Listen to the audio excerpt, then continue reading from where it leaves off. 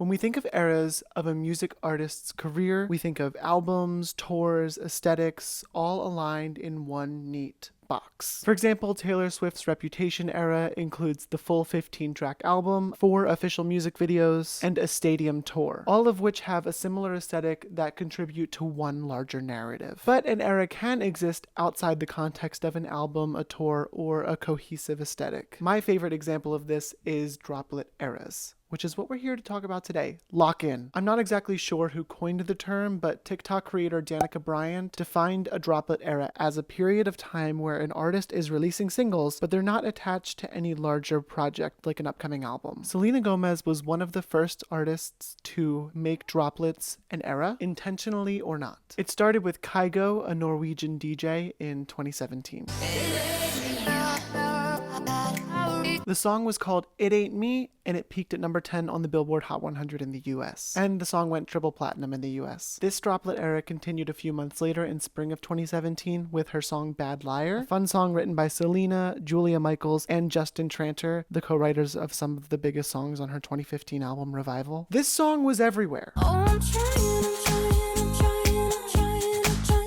It was a big departure for Selena sonically, which made it interesting. Pushed the audience outside of their comfort zone a little bit. The bass line that holds down the song is a sample from the Talking Heads song Psycho Killer. Some campy lyrics bring us into the world of the song that's just dumb fun. And you can tell this is just people in a studio making music that makes them smile. It was incredibly refreshing and incredibly successful. It peaked at number 20 on the Billboard Hot 100. Billboard also ranked it the best song of 2017, which I frankly find a little surprising because that was the year we got this masterpiece. And in 2019, Rolling Stone ranked Bad Liar as the 39th best song to come out in the decade of the 2010s. This song performed in a way that would set up a future album release beautifully, but there wasn't one coming. Instead, we got Fetish a few months later. This was one of the earliest times I experienced stan outrage on the internet because Selena's fans accused Twitter of suppressing the song because the word fetish was a blocked word from their trending page. I can't make this up. The song performed similarly to Bad Liar, peaking at number 27 on the Billboard Hot 100, but it didn't have the same lasting praise. However, this song is so good. Many of Selena's fans still hold this song in high regard to this day. You got a fetish for my love. Then we got Wolves, a collaboration between Selena and the DJ Marshmello, which still plays in every Walmart about twice a day. I've been running with the wolves to get to you. But this one is a banger. It's probably one of the most well-known songs from this droplet era, even though it only peaked at number 60 on the Billboard Hot 100. I feel like everyone I know knows this song though, so that number seems low to me. By this point, Selena was no stranger to collaborating with DJs. I like it when she returns to dance pop. I love any callback to Stars Dance. The droplet era continued with a few more successful tracks. Back to You for 13 Reasons Why Season 2, where she was an executive producer. Taki Taki, which was her first dip into singing in Spanish. And I Can't Get Enough, with her now boo, Benny Blanco. I did not know that they had worked together previously. I love that. This droplet era let Selena get experimental with her music. She was able to try on many different sounds before jumping into an album again. This allowed Rare to be a cohesive, well thought out body of work. Her droplet era was an undeniable success and the blueprint going forward. 4 years after Rare, she's kind of unintentionally in a new droplet era now. Selena announced Single Soon in August of 2023 by saying, "Y'all have been asking for new music for a while. Since I'm not quite done with SG3, I don't like the Stars Dance erasure. Okay. I wanted to put out a fun song I wrote a while back that's perfect for the end of summer." Whether Single Soon was going to be on the new album or not, she made it very clear that this was not the lead single. I believe she was initially intending to make February 2024's Love On the lead single for the new album, but its underperformance led her and her label to hold off. That's just a theory. Okay. Just a theory, and she's remained quiet on the music front since then. In her October 2024 cover story with Vanity Fair, Selena referred to music as a hobby that went out of control, which, while slightly hurtful as a fan, supports the idea that music was always just supposed to be fun for her. She never wanted to take it too seriously, which is likely why we didn't get an album between 2016 and 2019. It was a hobby, a time for experimenting and trying new things, having fun with different producers, writers, and collaborators. And I love that for her. But if she is indeed struggling to launch a new era, I need you guys to get it together because Love On was magical. Why are we conversing over this steak tartare? But let's talk about another artist who is struggling to launch a new era, Katy Perry. All I want to say about 143 is that even though I don't think the songs are completely terrible, I'm not going to continue to stream them or give them their flowers because of Dr. Luke's involvement. But we'll touch more on that later. Katy's Droplet Era started a few years after Witness failed to connect with general audiences. Katy Perry, the pop star who could do no wrong, did wrong. I could make a whole nother video on how I think Witness aged surprisingly well, and I probably will. But mostly no one felt that Witness was worth their time. However, to the general public, it seemed that the album was secondary to the era and the theming of the album. Purposeful pop. Eye-opening pop. These generous taglines made the album kind of a joke among internet users, and the visuals for the album certainly didn't help. After Witness's run, Katy took a break from music and became a judge on ABC's revival of American Idol. Wig, okay. Wig, did you just say wig? Yes. I know, wig. I feel that already. What is wig? What is wig? No, it's not your language. It's just for us.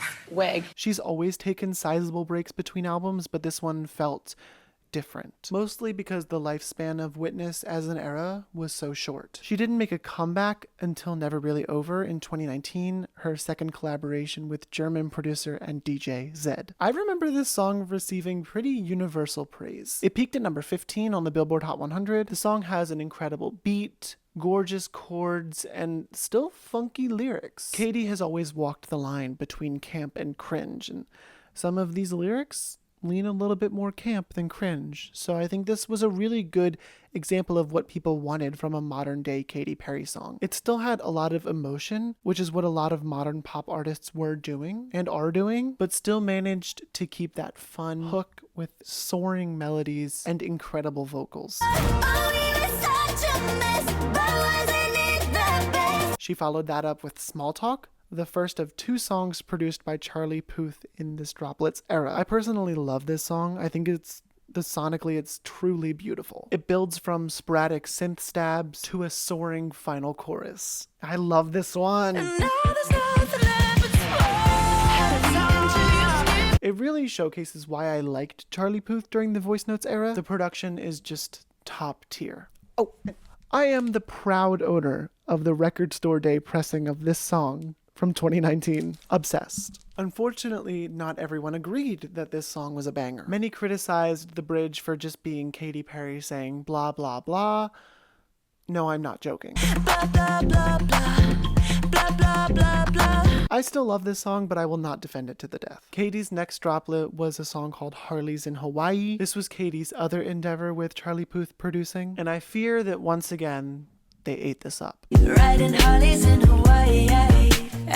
Every time someone mentions the jeweler, I still sing, take me to the jeweler, jeweler, jeweler. It's just pure pop fun. What's that fucking Chappell Roan quote about you guys don't want to have fun? It's so weird that VIP thinks they're so way too cool to do this.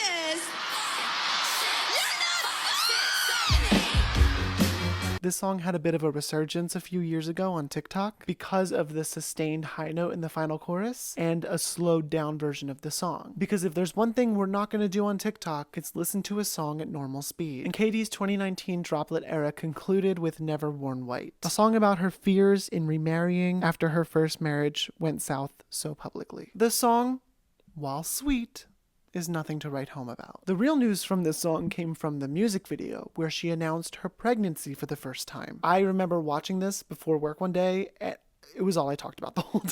I was seriously shook. Katy's Droplet Era was a lot less experimental than Selena's. She's stuck to making pop music that sounds like it belongs in Katy Perry's discography. So much so that 2 of those 4 singles we just talked about actually made their way over to her 5th studio album, Smile. Katy's Droplet Era was less about trying new things and more about finding her way back after Witness. She took the time to recover and heal after Witness failed to connect with general audiences. She worked on music that felt true to her and hoped to find her way back to being a major pop star while also adapting the sounds and lyrical themes of the modern pop landscape. After her Droplet era, she went and she made Smile, which is an objectively safe album, which I feel aged like most safe music does. I've actually come to really like and appreciate Witness over the years, so Smile feels strangely boring in comparison. Actually, I feel similarly about the singles on her upcoming album 143. It feels like she's working backwards a little bit by taking a lot of inspiration from the early 2010s, Katy's heyday. The songs are generally really safe. The new single is the closest we get to something being a bit more unique and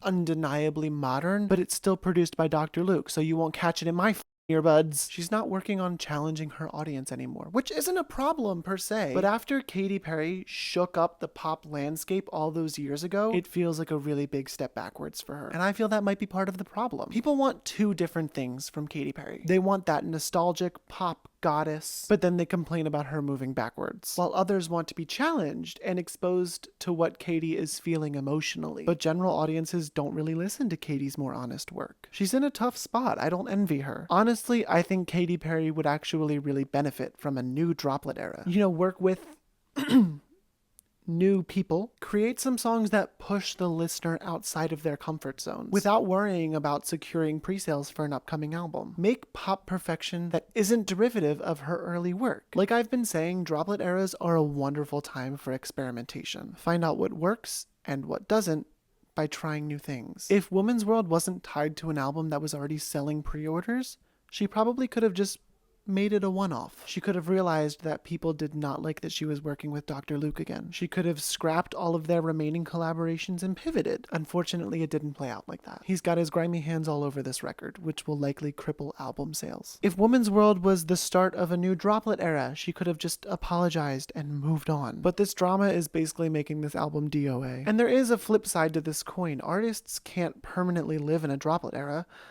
Well, I guess Haley Steinfeld can, but if every song amounts to nothing, people will stop listening. Albums are essential to the maintained success of a music artist. But I think a brief Droplet era every now and again could really benefit an artist's creativity by stepping outside of their comfort zone without torpedoing an entire album cycle. I just slowly kept moving further away from the camera.